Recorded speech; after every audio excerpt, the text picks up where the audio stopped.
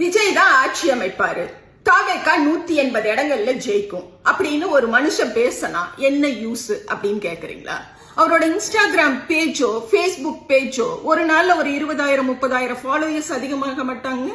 YouTube சேனல்னு ஒண்ணு நடத்தினா subscribers அதிகமாக மாட்டாங்க. அப்புறம் உலகம் முழுக்க இந்த மூஞ்சியை கொண்டு போய் இந்த சோசியல் மீடியா சேர்க்காதுங்க. அதுக்காக பேசக்கூடிய பொய் தானுங்க இது. இன்னைக்கு நான் ஒரு பையனை பார்த்தேன்.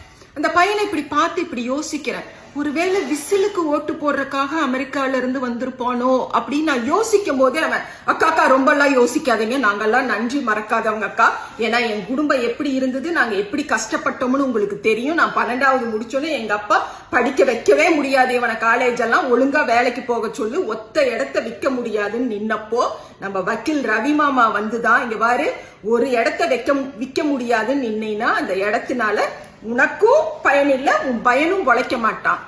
அதே இடத்த வித்து பையனை படிக்க வச்சேன்னா அவன் படிக்கிற படிப்பு அவனையும் காப்பாத்திரும், உன்னையும் வாழ வச்சிடும்னு சொன்ன உடனே தான் எங்க அப்பா என்ன காலேஜுக்கு அனுப்பினார். அப்படி நான் காலேஜ் போறதுக்கு காரணம் கலைஞர் ஸ்கூல்லயே கொண்டு வந்த கம்ப்யூட்டர் எஜுகேஷன். அதை விட முக்கியமானது காலேஜ்ல என்ட்ரன்ஸ் எக்ஸாம் இல்லைங்கிற அந்த சட்டத்தினாலதான் எங்களை மாதிரியான பசங்கள்லாம் இன்ஜினியரிங் காலேஜுக்குள்ள போக முடிஞ்சது. இன்னைக்கு நான் 10 வருஷம் அமெரிக்கால இருக்கேன். இங்க 800 சதுரடி இடத்த வித்தோம்க்கா. ஆனா இன்னைக்கு சொந்தமா வீடு இருக்குது, வெளியில காரு நிக்குது, வீட்டுக்குள்ள ஏசி மாற்றக்கு ஆள் வந்திருக்காங்க.